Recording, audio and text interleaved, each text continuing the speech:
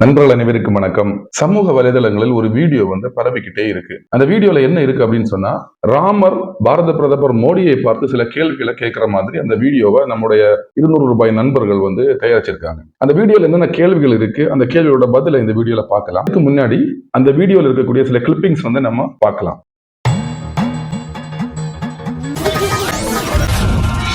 ஊர்ல மக்கள் அடிச்சுக்கிட்டு சாகும்போது என்ன ஏதுன்னு கேட்காம ஆட்சி நடத்தினியே. முதல் கேள்வியா என்ன கேள்வியை கேட்டிருக்காங்கன்னு சொன்னா, மணிப்பூர்ல மக்கள் அடிச்சுட்டு இறந்து போயிட்டு இருக்காங்க, பிரதமர் மோடி அரசாங்கம் கண்டுகொள்ளவில்லை அப்படின்னு சொல்லிட்டு குற்றச்சாட்டை வச்சிருக்காங்க. இதே சம்பவம் காங்கிரஸ் ஆட்சியில நடந்திருக்கா அப்படின்னு சொல்லி பார்த்தா 1993 மணிப்பூர்ல நடந்த மெய்தி குக்கி இன மக்கள் வன்முறையில 700 பேர் இறந்து போயிருக்காங்க. அன்னைக்கு அந்த மாநிலத்தில் ஆட்சியில் இருந்தது காங்கிரஸ் அரசாங்கம், மத்தியிலே ஆட்சியில் இருந்தது காங்கிரஸ் அரசாங்கம். 1992 இருந்து 99 வரைக்கும் குக்கி மெய்தி இன மக்களுக்கு இடையில நடந்த கலவரத்துல இறந்தது 1600 பேர். 1993 மெய்தி பங்கல் சமுதாய மக்களுக்கு இடையே நடந்த கலவரத்துல 700 பேர் இறந்திருக்காங்க. 1997 இருந்து 98 வரைக்கும் குக்கி பைட இன மக்களுக்கு இடையே கலவரம் நடந்திருக்கு, 200 பேர் இறந்திருக்காங்க. 1995 குக்கி தாமில் இன மக்களிடையே நடந்த கலவரத்துல 5 பேர் இறந்திருக்காங்க. காங்கிரஸ் ஆட்சியில கலவரமே நடக்காத மாதிரி இந்த நம்முடைய நண்பர்கள் பேசுறாங்க. காங்கிரஸ் ஆட்சியில வகுப்புவாத கலவரங்கள் என்னெல்லாம் நடந்திருக்கு அப்படின்னு சொல்லி ஒரு சின்ன ஹிண்ட் அதுவும் தரேன். 1969 அகமதாபாத்ல வகுப்புவாத கலவரத்துல 500 பேர் இறந்திருக்காங்க. 1980 மொரதாபாத்ல 1500 பேர் இறந்திருக்காங்க. 1983 அஸ்ஸாம் நெல்லியில 2000 பேர் இறந்திருக்காங்க. 1984 டெல்லியில 2700 பேர் இறந்திருக்காங்க. 1989 பாகல்பூர் 1160 பேர் இறந்திருக்காங்க. 1990 ஹைதராபாத் 360 பேர் இறந்திருக்காங்க. 1993 மும்பைல 900 பேர் இறந்திருக்காங்க. இதெல்லாமே காங்கிரஸ் அரசாங்கத்துல காங்கிரஸ் ஆட்சி செய்யும் போது நடந்த கலவரங்கள். மணிப்பூர் ஒரு 10,000 பேர் இறந்துட்டாங்க. இந்தியா ஃபுல்லா ஒரு 10,000 பேர் வகுப்புவாத கலவரத்தில் இறந்திருக்காங்க. மணிப்பூர்ல நடந்தது ஒரு ஜாதி கலவரம். இது காங்கிரஸ் ஆட்சி செய்த 60 ஆண்டுகளா நடந்துட்டு இருக்கு. அன்னைக்கு எல்லாம் பேசாம இருந்துட்டு பிரதமர் மோடி அரசாங்கத்திற்கு திட்டமிட்ட களங்கம் ஏற்படுத்த வேண்டும் என்ற நோக்கத்துல தான் இதை பேசிட்டு இருக்காங்க. காங்கிரஸ் ஆட்சி காலத்தில் நடந்த இவ்வளவு கலவரங்களை பார்த்தோம். இந்த கலவரத்துல ஒரு கலவரத்துல கூட கலவரம் முடிஞ்சதுக்கு அப்புறமா காங்கிரஸ் அரசாங்கத்தோட பிரதம மந்திரியோ அமைச்சர்களோ யாருமே போய் பார்க்கல. மணிப்பூர்ல பிரதமர் மோடி போகல அப்படின்னு ஒரு குற்றச்சாட்டை வைக்கிறாங்க. ஆனால் உண்மை என்ன தெரியுமா? கடந்த 9 ஆண்டுகளில் பாரத பிரதமர் மோடி அவர்கள் 60 முறை வடகிழக்கு மாநிலங்களுக்கு சென்றுள்ளார். அது மட்டும் இல்ல, நம்முடைய மத்திய அமைச்சர்கள் 400 முறை வடகிழக்கு மாநிலங்களுக்கு சென்று அங்கு தங்கி அங்க இருக்கக்கூடிய சிச்சுவேஷன்ஸை பார்த்திருக்காங்க, அந்த மக்கள் கூட பேசியிருக்காங்க. இதுதான் உண்மையான நிலவரம். இரண்டாவது குற்றச்சாட்டா என்ன வைக்கிறாங்க அப்படின்னு சொன்னா, இயற்கை சீற்றம் வந்தபோது பாரத பிரதமர் மோடி அவர்கள் மௌனமாக இருந்தாங்க அப்படின்னு சொல்றது ரெண்டாவது. உங்களுக்கு எல்லாம் இதை பேசுறதுக்கு தகுதி இருக்கான்னு சொல்லி நீங்க யோசிச்சு பேசணும். ஏன் அப்படின்னு சொன்னா, தமிழ்நாட்டுல ரீசெண்டா ஒரு புயல் வந்துச்சு, மிக்ஜாம் புயல். இந்த ஒரே ஒரு புயல் சிச்சுவேஷனை ஹேண்டில் பண்ற அளவுக்கு தமிழ்நாடு அரசு இருக்கான்னு கேட்டா இல்ல. அந்த புயல் டைம்ல மக்கள் கரண்ட் இல்ல, சாப்பிட உணவு இல்ல, தங்க இடம் இல்லாம எவ்வளவு கஷ்டம் சென்னையில பட்டாங்கன்னு சொல்லி சென்னையில் இருந்த ஒவ்வொரு நண்பர்களுக்கும் தெரியும். ஆனா அந்த நேரத்திலையும் தமிழ்நாடு அரசு என்ன காமெடி பண்ணிச்சுன்னு சொல்லி இந்த வீடியோல நம்ம பார்க்கலாம். சென்னையில் வடிகால் சீரமைப்பிற்காக ஒரு 4000 கோடி ரூபாய் ஒதுக்கி இருக்கிறதா தமிழ்நாடு அரசாங்கம் சொல்லுது. இந்த 4000 கோடி ரூபாயில 98% பணிகள் நாங்க செஞ்சு முடிச்சிட்டோம். இனி சென்னையில எந்த மழை வந்தாலும் பிரச்சனையே கிடையாது, எந்த மழையும் தாங்கக்கூடிய சக்தி சென்னை வந்துருச்சு அப்படின்னு சொல்லி ஒரு பேட்டி கொடுக்குறாங்க. கொடுத்து கொஞ்ச நாளையிலேயே மழையும் வந்துச்சு. மழை வந்த நேரத்துல பத்திரிகையாளர்கள் அமைச்சர் நேருவை பார்த்து கேட்கிறாங்க, நீங்க 4000 கோடி செலவு பண்ணிட்டீங்க இல்லையா, பெய்த மழையில ஒரு சொட்டு தண்ணி கூட வெளியே போகல, எல்லாம் சென்னையிலேயே தேங்கி நிக்குது, இந்த 4000 கோடி எங்கன்னு சொல்லி நேரு கிட்ட கேட்கிறாங்க. அப்ப அவர் என்ன சொன்னாரு தெரியுமா? அது 4000 கோடி இல்ல, 5166 கோடி ரூபாய் ஒதுக்கி இருக்கோம், 45% பணிகள் தான் முடிவடைஞ்சு அப்படின்னு சொல்றாரு. அடுத்தது மா சுப்பிரமணியன் அவர்கிட்ட கேட்கிறாங்க. அவர் என்ன சொல்றாரு அப்படின்னு சொன்னா, அரசு ரொம்ப தயார் நிலையில தான் இருந்து, ஆனா மக்கள் தயார் நிலையில இல்லாதனால இந்த வெள்ளம் இவ்வளவு சேதமாயிருச்சு அப்படின்னு சொல்றாங்க. அடுத்த கேள்வி ஏவா வேலு கிட்ட கேட்கிறாங்க. அவர் என்ன சொல்றாரு அப்படின்னு சொன்னா, மழை சிச்சுவேஷன் வரும்போது இப்படிதான் இருக்கும், ஏப்ரல் மாசம் பாருங்க, அப்போ குடிக்க கூட ஒரு சொட்டு தண்ணி கிடைக்காது, அந்த சிச்சுவேஷன்ல சென்னை ரொம்ப கிளியரா இருக்கும் அப்படின்னு சொல்லி ஏவா வேலு சொல்றாரு. அடுத்ததாக மேயர் அவர்கள்ட்ட கேட்கிறாங்க, வாட்டர் ரன் ஆக பிளேஸ் இல்ல, சன் வந்தா ஆட்டோமேட்டிக்கா கிளியர் ஆயிரும். இது ஒரு மேயர் சொல்றது. நம்முடைய மாண்புமிகு தமிழக முதல்வர் ஸ்டாலின் அவர்கள்ட்ட கேட்டப்ப அவர் என்ன சொல்றாரு அப்படின்னு, அதிக மழை வரும்னு தான் சொன்னாங்க, மிக மிக அதிக மழை வந்து இவ்வளவு சேதம் வரும்னு எங்களுக்கு அலர்ட் தரல. அடுத்தது நம்முடைய கன்னியாகுமரி மாவட்டத்தை சேர்ந்த ஒரு அமைச்சர் இருக்காரு மனோ தங்கராஜ், அவர்கிட்ட சொல்றாங்க 4000 கோடி செலவு பண்ணிட்டீங்களே தண்ணி வெளியே போகலையே அப்படின்னு கேட்டப்போ, 4000 கோடி எல்லாம் ஒரு காசாங்க, ஏன் 4000 கோடிக்கு கணக்கு கேட்டு நீங்க எங்களை கேவலப்படுத்துறீங்க அப்படின்னு சொல்லி கேட்டு, 4000 கோடி அவருக்கு ஒரு காசே கிடையாது அப்படின்னு அவர் சொல்லியிருக்காரு.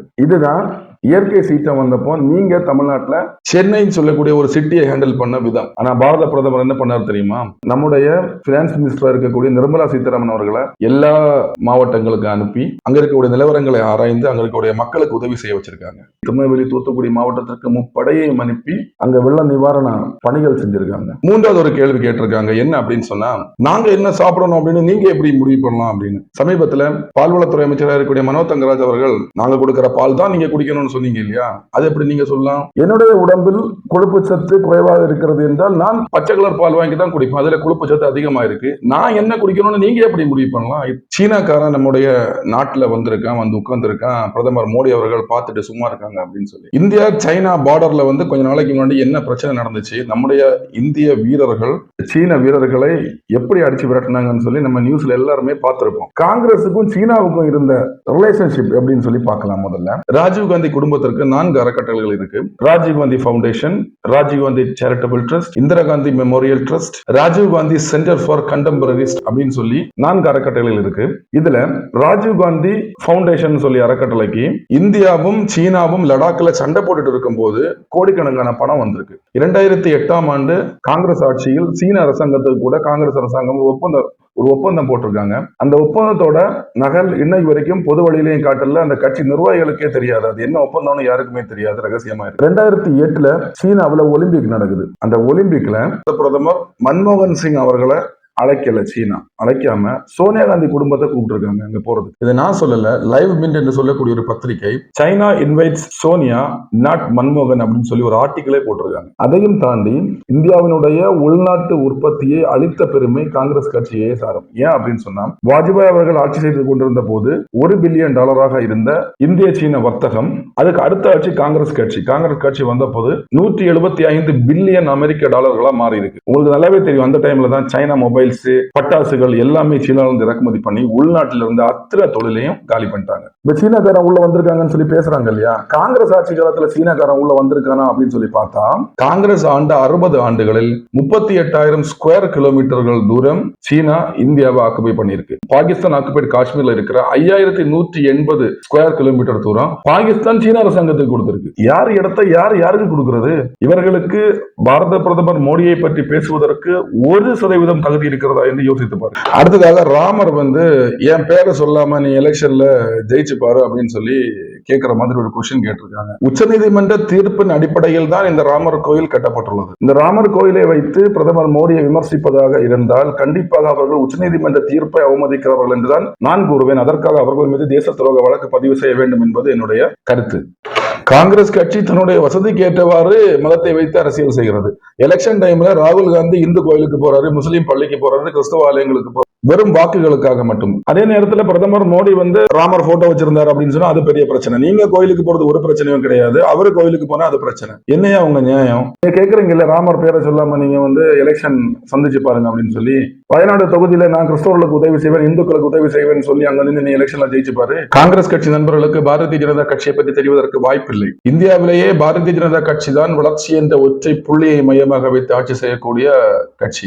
பாரதிய ஜனதா கட்சி ஆட்சிக்கு வந்த பிறகுதான் இந்தியாவில் வந்து கிலோமீட்டர் கணக்கில் நெடுஞ்சாலை போட்டிருக்காங்க. ஒரு ஏர்போர்ட் 15 மாசத்துல கட்டி முடிச்சிருக்காங்க. எவ்வளவு திட்டங்கள் ஏழை மக்களுக்கும் சரி சிறுபான்மை மக்களுக்கும் சரி எண்ணற்ற கோடிக்கணக்கான ரூபாயில திட்டங்கள் வச்சிருக்காங்க. இன்சூரன்ஸ், ஆயுஷ்மான் பாரத்ல வந்து இலவச 5 லட்சம் ரூபாய் இன்சூரன்ஸ், ஆக்சிடென்ட் ஆன 2 லட்சம் ரூபாய் இன்சூரன்ஸ், இப்படி ஏகப்பட்ட இன்சூரன்ஸ். நாட்டினுடைய வளர்ச்சியையும் நாட்டு மக்களுடைய வளர்ச்சியையும் ஒன்றாக நினைத்து ஒரே நேர்கோட்டில் பயணிக்கக்கூடிய கட்சி பாரதிய ஜனதா கட்சி. பாரதிய ஜனதா கட்சி பிரதமர் மோடி அவர்கள் ஆட்சிக்கு வந்த பிறகு டிஃபென்ஸ்ல எவ்வளவு முன்னேற்றம். பிரிட்டிஷ்காரர்களுடைய பொருளாதாரத்தை பாதிக்கக்கூடிய எந்த தொழிலும் இந்தியாவில் அனுமதி கிடையாது காங்கிரஸ் ஆட்சியில. அதனால தான் பிரிட்டிஷ்காரன் என்ன சொன்னா அப்படின்னு சொன்னா, இந்தியாவால ஒரு குண்டூசி கூட தயாரிக்க முடியாதுன்னு சொல்லி. இன்னைக்கு இந்தியா போர்க்கப்பல் தயாரித்துள்ளது, விமானங்கள் தயாரித்துள்ளது. இந்தியாவோட அத்தனை டிஃபென்ஸ் எக்யூப்மெண்ட்ஸ் இந்தியாவில் ரெடி பண்ணது. ஏதாவது உங்களுக்கு தெரியுமா? எதுவுமே தெரியாம சும்மா ஏதாவது ஒரு படத்தை போட்டு பிரதமர் மோடியை பற்றி பேச வேண்டும். நீங்கள் ஒவ்வொரு முறை பிரதமர் மோடியை பற்றி பேசும்போது ஒவ்வொரு இந்தியனுடைய இதயத்திலும் பிரதமர் மோடி வலுவாக இடம்பெறுவார் என்பதில் சந்தேகமே கிடையாது. நீங்க என்னத்தான் பேசினாலும் குட்டிக்காரன் நினைச்சாலும் 2024 பிரதமர் மோடி தான் ஆட்சி அமைக்க போறாரு. இன்னும் இந்திய நாட்டில் பிரதமர் மோடி அவருடைய ஆட்சி தான் வரப்போகுது என்பதில் எந்த சந்தேகமும் கிடையாது.